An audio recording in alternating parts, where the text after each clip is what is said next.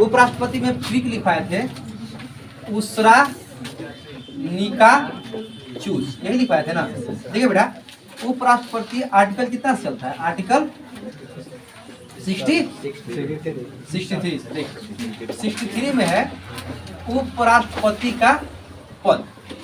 ठीक है, देखो समझ लो, थोड़ा सा समझ लो। आर्टिकल अब यहाँ से नहीं पूछता है, याद रखना। जो इंपॉर्टेंट आर्टिकल होगा हम सब लिखवाते चलेंगे, बट यहाँ से आर्टिकल नहीं पूछता है। बट हम बोले चले कि 395 अनुच्छेद लिखवा देंगे तो लिखवा देंगे। 395 अनुच्छेद खत्म, यानी पॉलिटी खत्म। और फिर 395 अनुच्छेद के बाद थोड़ा सा आ जाता है संसद की प्रमुख समितियाँ, निर्वाचन आयोग आ जाता है, यही सब खत्म, तो फिर पूरा पॉलिटी खत्म हो जाता है। ठीक है ना। तो देखिए अनुच्छेद 63 से स्टार्ट होता है उपराष्ट्रपति, इस पे ट्रिक चलता है, उसरा निका चूज। देखो उस से होता है उपराष्ट्रपति का पद, यह हो गया अनुच्छेद 63। यह हो गया अनुच्छेद 64 कहता है कि उपराष्ट्रपति राज्यसभा का पदेन सभापति होता है। उपराष्ट्रपति राज्यसभा का पदेन सभापति। अभी सब समझा दे रहे बेटा, पदेन सभापति क्या होता है सब समझा दे रहे, थोड़ा सा आर्टिकल क्लियर कर लेना। ठीक है, आगे देखो। रा का मतलब होता है 65 में कार्यवाहक राष्ट्रपति। कार्यवाहक राष्ट्रपति, जब राष्ट्रपति मर जाते हैं या राष्ट्रपति किसी कारणवश अपनी इस्तीफा सौंप देते हैं या राष्ट्रपति का पद किसी भी प्रकार से यदि पदमुक्त हो जाता है, तो उस स्थिति में उपराष्ट्रपति राष्ट्रपति के कर्तव्यों का निर्वहन करते हैं। तो उस सिचुएशन में उपराष्ट्रपति को कार्यवाहक राष्ट्रपति कहा जाता है। उपराष्ट्रपति जब कार्यवाहक राष्ट्रपति का कार्य करते हो तो वो अनुच्छेद कितने विवरण, अनुच्छेद 65, ठीक ना। 63 हो गया, 64 हो गया, 65 हो गया। अनुच्छेद 66 कहता है उपराष्ट्रपति का निर्वाचन। क्या कहता है, उपराष्ट्रपति का निर्वाचन। अनुच्छेद 67 कहता है उपराष्ट्रपति का कार्यकाल। क्या कहेगा, कार्यकाल। अनुच्छेद 64 कहेगा उपराष्ट्रपति का चुनाव। क्या कहेगा, चुनाव। यह अनुच्छेद 64 है ना, सॉरी 68 ना, 68 चुनाव। और 69 क्या कहेगा, शपथ। क्या कहता है, शपथ। ठीक है ना, याद हो गया। फिर से देखना, उपराष्ट्रपति का अनुच्छेद कितना चलता है, 63 से। कितना से, 63 में क्या है, उपराष्ट्रपति का पद। उपराष्ट्रपति का पद, उपराष्ट्रपति का पद, उपराष्ट्रपति का पद। अनुच्छेद 63, अनुच्छेद 63। 64 में है, 64 में राज्यसभा का सभापति। राज्यसभा का सभापति, राज्यसभा का सभापति, राज्यसभा का सभापति। 64 में क्या है, राज्यसभा का सभापति। अच्छा देखो, 63 में उपराष्ट्रपति, 63 में उपराष्ट्रपति, 63 में उपराष्ट्रपति, 64 में सभापति, 64 में सभापति, 64 सभापति, 64 सभापति। 65 में कार्यवाहक, 65 में कार्यवाहक, 65 में कार्यवाहक, 65 में कार्यवाहक, 65 में कार्यवाहक। देखो 66 में निर्वाचन, 66 में निर्वाचन, 66 में निर्वाचन। 67 कार्यकाल, 67 कार्यकाल, 67 कार्यकाल। 68 चुनाव, 68 चुनाव। 69 शपथ, 69 शपथ, 69 शपथ। 63 से 69 उपराष्ट्रपति, 63 से 69 उपराष्ट्रपति। याद है, 63 में उपराष्ट्रपति, 63 में उपराष्ट्रपति, 63 में उपराष्ट्रपति, 63 उपराष्ट्रपति। 64 सभापति, 64 सभापति, 64 सभापति, 64 सभापति। 65 कार्यवाहक, 65 कार्यवाहक, 65 कार्यवाहक। 66 निर्वाचन, 66 निर्वाचन। 67 कार्यकाल, 67 कार्यकाल। 68 चुनाव, 68 चुनाव। 69 शपथ, 69 शपथ। ट्रिक चलता है उसरा निका चूस, पूरा एकदम फेमस ट्रिक है उनका। जो राष्ट्रपति का था, राष्ट्रपति का थे ना, पकानी चुका दुयो दसम, इसी तरह से उपराष्ट्रपति का चलता है उसरा निका चूस। जहां भी जाओगे यही ट्रिक चलता है, दूसरा ट्रिक नहीं चलता है। ठीक है ना, याद रखना। 63 से 69 अनुच्छेद खत्म हो गया इनका। अब इनके बारे में पूरा समझ लो। सबसे पहला है उपराष्ट्रपति का पद। अब देखो समझ,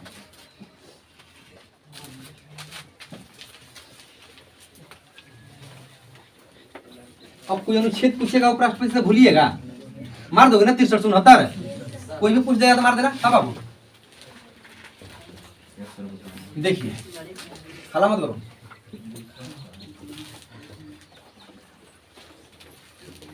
अब देखिए अनुच्छेद 63 क्या था, अनुच्छेद 63 कहता है कि भारत में, अनुच्छेद 63 भारत में उपराष्ट्रपति के पद का प्रावधान करता है। किसके पद का प्रावधान करता है, उपराष्ट्रपति के। भारत में उपराष्ट्रपति का प्रावधान करता है, उपराष्ट्रपति का प्रावधान।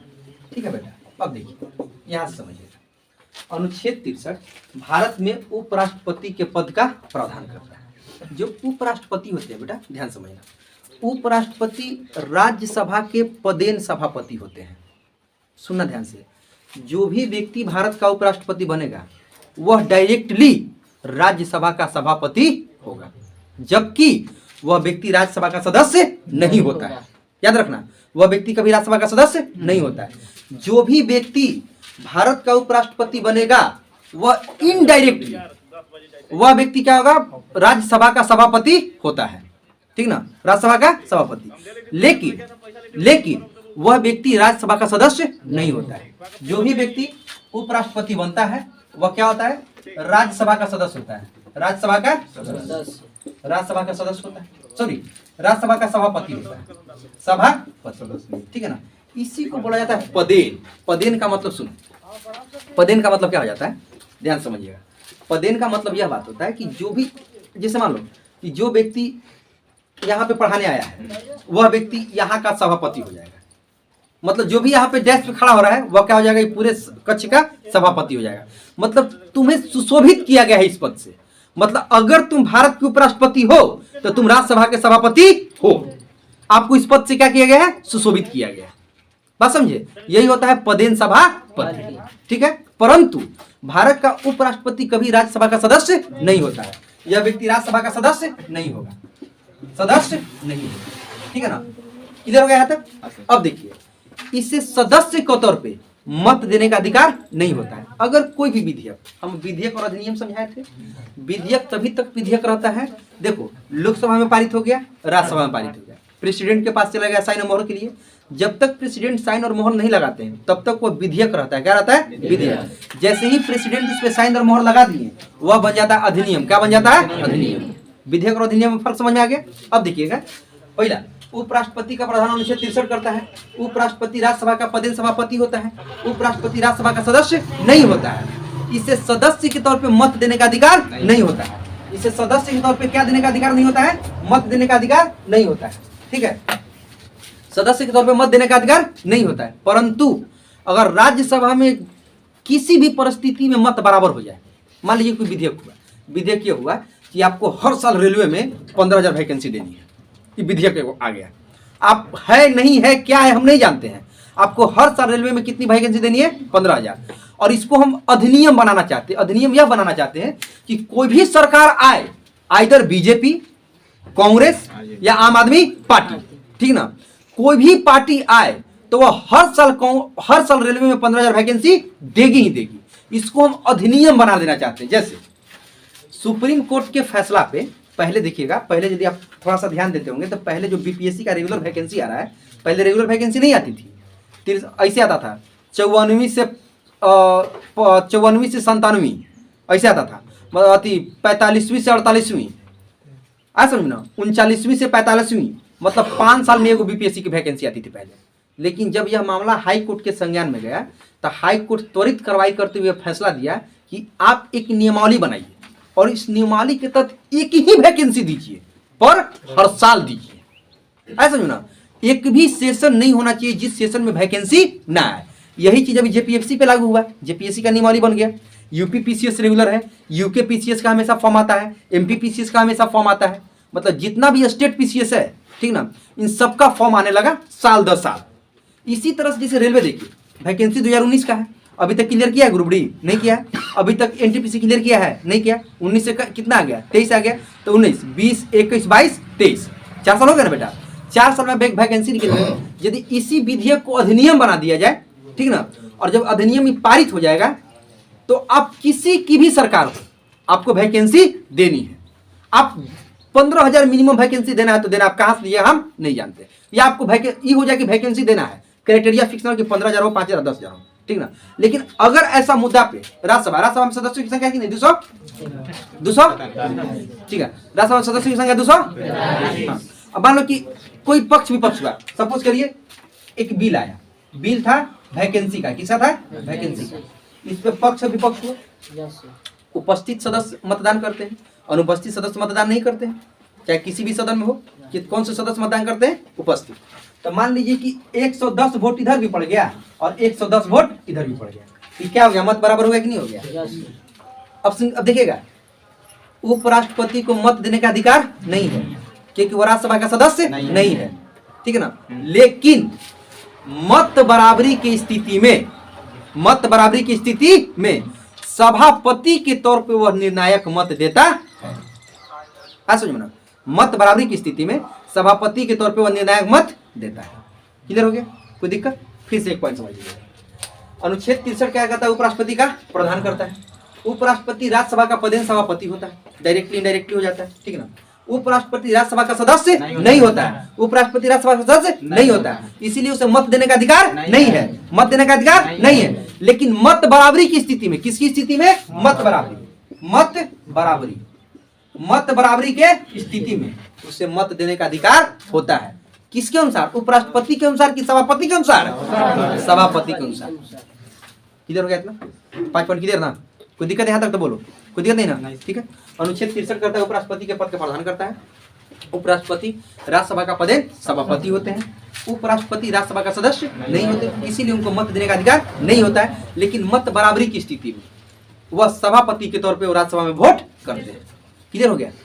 यहाँ तक कोई दिक्कत है तो बोलो। क्लियर हो गया? चलो अब आगे देखो, कहाँ गया?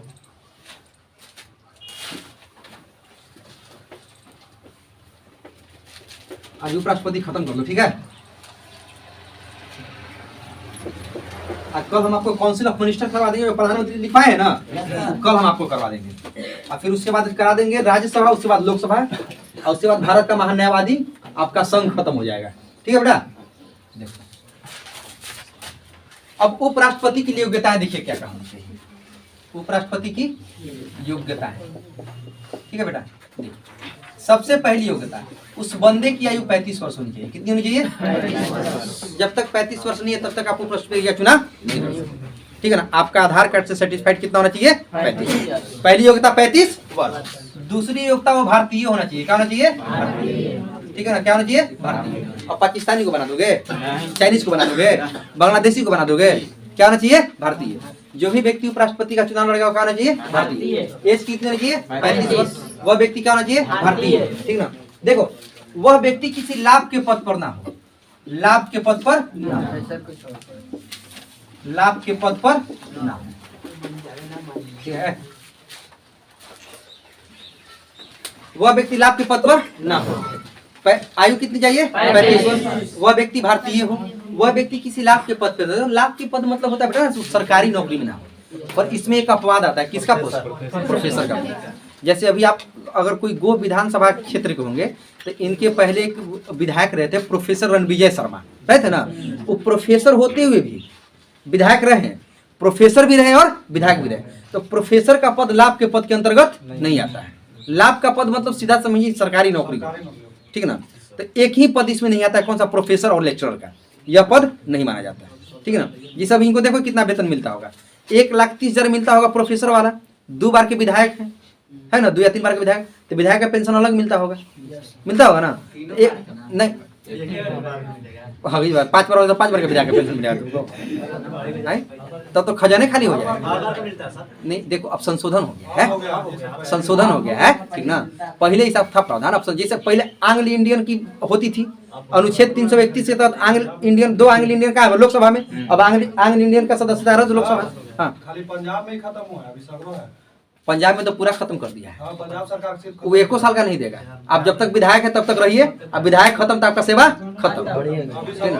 विधायक जैसे देखिए, मान लीजिए आप 3 बार के विधायक, ठीक ना, तो केंद्र सरकार ने संशोधन कर दिए बेटा कि 3 बार के विधायक है ना, तो आपको 3 बार का पेंशन नहीं मिलेगा, 1 ही बार का पेंशन मिलेगा। अगर 3 बार का पेंशन मिल जाएगा बेटा तो 40 या 20 1,20,000। सोचिए कितना खजाना खाली होगा, समझे ना। ये केंद्र सरकार संशोधन की है, बता, जब संशोधन बताएंगे ना ये बता देंगे की है केंद्र सरकार, ठीक है। ये हटा दिए सर। देखिए वह व्यक्ति की देखो आयु कितना होना चाहिए? 35 वर्ष। वह क्या होना चाहिए? भारतीय। वह किसी लाभ के पद पर ना हो, ठीक है ना। वह पागल और दिवालिया ना हो। पागल मतलब मेंटल ना हो। अब पागल को उपराष्ट्रपति बना दोगे तो संसद भवन में बम लगा के उड़ा देगा, बोला कि पटाखा छोड़ रहे हैं, लगा के उड़ा देगा कि नहीं उड़ा देगा। दिवालिया मतलब होता है बैंक करप्ट। दिवालिया मतलब क्या होता है? Bank corrupt. बैंक करप्ट का मतलब होता है नीरव मोदी, मेहुल चौकसी और विजय माल्या, ये सब टाइप का व्यक्ति होता है बैंक करप्ट, जो बहुत सारा कर्ज लेकर के, देश का पैसा लेकर के बाहर भाग गया, उसको क्या बोला जाता है? Bank corrupt. हिंदी बोला जाता है दिवालिया। क्या बोला जाता है? दिवालिया। चौथा होना चाहिए कि पागल और दिवालिया ना हो, पागल और दिवालिया, ठीक है ना। देखो और सबसे इंपॉर्टेंट पांचवा देखो, वह व्यक्ति राज्यसभा की सदस्यता रखने की योग्यता है, राज्यसभा की सदस्यता ग्रहण करने की योग्यता,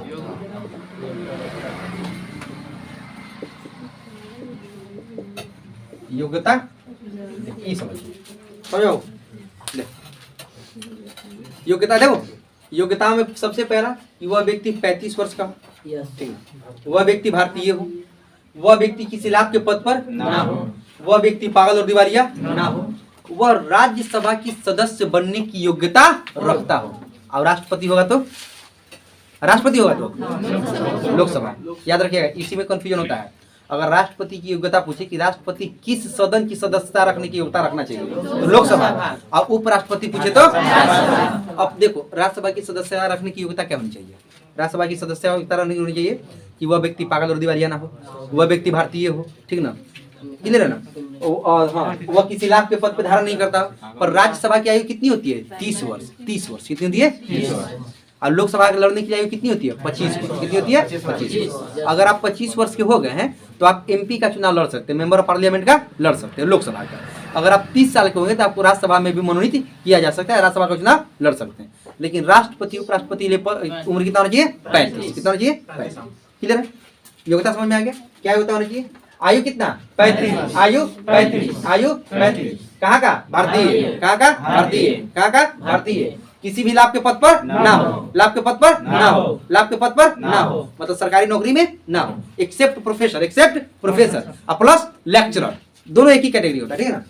पागल और दिवालिया ना हो, पागल और दिवालिया ना हो, राज्यसभा की सदस्यता ग्रहण करने की योग्यता रखता है। यह होगी उपराष्ट्रपति बनने की योग्यता। अगर यह सब योग्यता है तो आप उपराष्ट्रपति के लिए चुनाव में खड़े हो सकते हैं, अन्यथा आप चुनाव में खड़े नहीं हो सकते। क्लियर है, क्लियर हो गया। अब आगे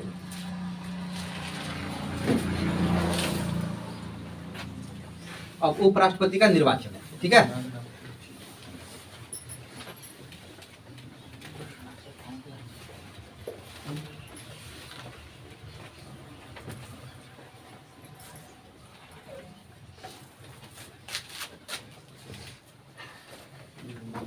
दे बेटा निर्वाचन, उपराष्ट्रपति का निर्वाचन। अच्छा, आप उपराष्ट्रपति को वोट देने जाते हैं, आप राष्ट्रपति को वोट देने जाते हैं, आप राज्यसभा के सदस्यों को वोट देने जाते हैं। आप सिर्फ दो ही लोगों को चुनते हैं, आप चुनते हैं मेंबर ऑफ पार्लियामेंट को, प्रधानमंत्री को भी तुम वोट नहीं देते हो। सुन लो, बता देते हैं, प्रधानमंत्री को तुम नहीं चुनो, प्रधानमंत्री इज नॉट इलेक्टेड, प्रधानमंत्री सिलेक्टेड। याद रखना, बताएंगे अभी प्रधानमंत्री समझाएंगे, तो प्रधानमंत्री इलेक्टेड नहीं होते, सिलेक्टेड होते हैं, ठीक है। प्रधानमंत्री को तुम नहीं चुने हो, तुमको प्रधानमंत्री का इतना विरोध करते हो ना, तुम अपने लोकसभा के सदस्य को चुने, उसके प्रति विरोध जताओ, आए समझ में ना। तुम प्रधानमंत्री कैसे चुना जाता है, लोकसभा के सदस्य चुन के भेजो तुम। केंद्र में दो पार्टियां हैं, पक्ष और विपक्ष, अभी चल रही है ना। जिसकी मेजोरिटी आ गई, राष्ट्रपति उसको सरकार बनाने के लिए न्योता देते हैं, और जितने भी MP हैं वह MP आपस में चुन करके अपना एक नेता चुनते हैं, वह भारत का प्रधानमंत्री बनता है। तो तुम चुनो उनको। देखो यहाँ पे उपराष्ट्रपति का निर्वाचन, सबसे पहला बात, उपराष्ट्रपति का निर्वाचन अप्रत्यक्ष तरीके से होता है। कैसे होता है, अप्रत्यक्ष। प्रत्यक्ष मतलब जिसमें आप वोट करते हो, अप्रत्यक्ष मतलब जिसमें आप वोट नहीं करते। तो उपराष्ट्रपति का चुनाव कैसे होता है, अप्रत्यक्ष। कैसे होता है, अप्रत्यक्ष। इसकी जो पद्धति है, देखो देखो, इसकी जो पद्धति है, निर्वाचन की जो पद्धति है, वह पद्धति है समानुपाती, समानुपातिक प्रतिनिधित्व, पद्धति, समानुपातिक प्रतिनिधित्व पद्धति, एकल संक्रमणीय मत। क्या है, एकल संक्रमणीय। बेटा ये मत क्या होता है, हम ऑलरेडी आपको राष्ट्रपति में समझा दिए थे, समझाए थे, याद है, समझाए थे क्या होता है सब। समानुपातिक क्या होता है, समानुपातिक प्रतिनिधित्व पद्धति और एकल संक्रमणीय मत, दोनों टर्म समझा दिए थे ना कि क्या होता है, समझा थे कि नहीं दोनों टर्म। राष्ट्रपति पढ़ाए थे तो याद है, ये दोनों टर्म समझाए कि नहीं समझाए हैं, कुछ याद है कि नहीं है, याद है कि भूल गए, याद है या भूल गए, याद है ना, ठीक है। पर यहाँ पे याद रखना, सुनो, ये हमको पता है सब भूल गया। किसी से पूछ देंगे तो नहीं बताने वाला है, ये हमको सबको पता है कि सब भूल गया, ठीक है ना। चलो देखो फिर किसी दिन समझा देंगे। अभी देख याद रखना, उपराष्ट्रपति का निर्वाचन कैसे होता है? अप्रत्यक्ष पद्धति कौन सी होती है? समानुपातिक प्रतिनिधित्व पद्धति, एकल संक्रमणीय मत। याद रखना, तुमको इतना जानने का आवश्यकता नहीं, तुमसे इतना डीपली वनडे एग्जाम में नहीं पूछेगा, ठीक है ना। ये सब पूछता है मेंस में कि समानुपातिक प्रतिनिधित्व पद्धति, एकल संक्रमणीय मत का विवरण आप अपने भाषा में कीजिए, ठीक ना। अगर आप मेंस का तैयारी कर रहे हैं तो उसमें पूछेगा। वनडे एग्जाम में सब नहीं पूछता, वनडे एग्जाम में पूछता है कि राष्ट्रपति, उपराष्ट्रपति या राष्ट्रपति चुनाव निम्नलिखित में से किस पद्धति के अनुसार होता है। तो जहाँ मिल जाएगा बेटा, समानुपातिक प्रतिनिधित्व पद्धति, एकल संक्रमणीय मत, मार देना, ठीक है ना। अगर आप, हाँ, आपसे डिटेल में नहीं पूछेगा। अच्छा, उपराष्ट्रपति का चुनाव कौन करवाता है? चुनाव आयोग। कौन कराता है? चुनाव आयोग। तो इसके चुनाव के लिए कौन रिस्पॉन्सिबल होता है? चुनाव आयोग। कौन होता है? चुनाव आयोग, ठीक है ना। इधर है उपराष्ट्रपति के जो चुनाव की प्रक्रिया होती है वह किसके द्वारा जारी की जाती है या किसके द्वारा फिनिश्ड की जाती है? वह है चुनाव आयोग, ठीक है ना। क्लियर हो गया? तो देखिए, अब उपराष्ट्रपति के चुनाव में भाग कौन कौन लेते हैं, समझना ध्यान से। देखो, ये हो गया सदन, ये क्या हो गया? सदन। यह हो गया लोकसभा और यह हो गया राज्यसभा, ठीक है ना। यहाँ पे देखो, फॉर्चूनर जा रहा है बाबू, फॉर्चूनर क्रॉस किया, 27 लाख की गाड़ी है, बच के रहना। देखिए, यह हो गया सदन। सदन के कितने, संसद के कितने सदन? 2, लोकसभा और राज्यसभा। तो देखिए यहाँ पे बेटा निर्वाचित, यहाँ पे कितने सदस्य? निर्वाचित प्लस मनोनीत, प्लस मनोनीत। यहाँ पे भी निर्वाचित प्लस मनोनीत, प्लस मनोनीत। यह दोनों सदस्य उपराष्ट्रपति के निर्वाचन में भाग लेते हैं। याद रखना, लोकसभा के निर्वाचित प्लस मनोनीत सदस्य उपराष्ट्रपति के चुनाव में भाग लेंगे। राज्यसभा के निर्वाचित प्लस मनोनीत सदस्य उपराष्ट्रपति के निर्वाचन में भाग लेंगे। क्लियर हुआ? अच्छा, लोक राज्यसभा में मनोनीत सदस्यों की संख्या कितनी? 12। कितनी? 12। राज्यसभा में मनोनीत सदस्यों की संख्या 12। क्लियर हो गया? अभी तुरंत लोकसभा राज्यसभा आएंगे, सब क्लियर करा देंगे, ठीक है ना। अभी बस इतना जानिए कि उपराष्ट्रपति के चुनाव में कौन कौन भाग लेते हैं? लोकसभा के निर्वाचित सदस्य प्लस मनोनीत सदस्य और राज्यसभा के निर्वाचित सदस्य प्लस मनोनीत सदस्य अब तक भाग लेते आए। लेकिन लोकसभा से एंग्लो इंडियन सदस्यों का मनोनयन हटा दिया गया, तो अब यहाँ पे सिर्फ बच जाएंगे निर्वाचित। पर राज्यसभा में भी 12 सदस्यों का मनोनयन होता है। किस आधार पे होता है? कला के आधार पे, संस्कृति के आधार पे, खेल के आधार पे, विज्ञान के आधार पे। मतलब एक कोई ऐसा क्षेत्र जिसमें आपका उत्कृष्ट बलिदान हो, वहां पे आपको राज्यसभा की सदस्यता दी जाएगी। जैसे अभिनेत्री रेखा को दिया गया था, अभिनेत्री नरगिस दत्त को दिया गया था, ठीक है ना। खिलाड़ी सचिन तेंदुलकर साहब को दिया गया है, ठीक है ना। इनको राज्यसभा की सदस्यता दी गई है। किस आधार पे? क्योंकि क्रिकेट जैसे खेल में इन्होंने अपना उत्कृष्ट बलिदान दिया है, तो इनको भी सचिन तेंदुलकर राज्यसभा सदस्य से नवाजा गया था, मतलब सदस्यता ग्रहण कराई गई थी। किधर है? रेखा को कराई गई है। इनको सबसे पहली अभिनेत्री नरगिस थी। कौन थी? नरगिस दत्त सबसे पहली अभिनेत्री जिनको राज्यसभा की सदस्यता ग्रहण कराई गई थी। क्लियर है? क्लियर हो गया? अब देखो बात समझिए, उपराष्ट्रपति का निर्वाचन कैसा होता है? अप्रत्यक्ष। कैसा होता है? अप्रत्यक्ष। कैसे? अप्रत्यक्ष। अच्छा, उपराष्ट्रपति का चुनाव कौन करता है? चुनाव आयोग। कौन करता है? चुनाव आयोग। उपराष्ट्रपति का चुनाव पहला समानुपातिक प्रतिनिधित्व पद्धति, एकल संक्रमणीय मत। अच्छा, कौन कौन भाग लेते हैं? लोकसभा के निर्वाचित प्लस मनोनीत, राज्यसभा के निर्वाचित प्लस मनोनीत। यह हो गया उपराष्ट्रपति का चुनाव, ठीक है ना। कोई बात है क्या? क्वेश्चन बोलिए। यहाँ तक समझ में आया? आया समझ में? यहाँ तक कोई दिक्कत है तो बोलो। देखो क्वेश्चन दे देगा यहाँ पे आपको कि उपराष्ट्रपति के चुनाव में निम्नलिखित में से कौन सा सदस्य शामिल नहीं होते हैं, ठीक ना। कौन से सदस्य शामिल नहीं होते हैं? तो क्वेश्चन देगा, राज्यसभा के निर्वाचित सदस्य, राज्यसभा के मनोनीत सदस्य, लोकसभा के निर्वाचित सदस्य, विधानसभा के निर्वाचित सदस्य। तो कौन शामिल नहीं होते हैं? विधानसभा के निर्वाचित। अच्छा, राष्ट्रपति में देगा तो राष्ट्रपति बताना, राष्ट्रपति के चुनाव में निम्नलिखित में से कौन से सदस्य शामिल नहीं होते हैं? लोकसभा के निर्वाचित सदस्य, राज्यसभा के निर्वाचित सदस्य, विधानसभा के निर्वाचित सदस्य और विधान परिषद के निर्वाचित सदस्य। विधान परिषद के याद है ना? बोले नहीं ना? तुरंत अभी टेस्ट लेंगे, नंबर कम आएगा तो बैंड बजा देंगे।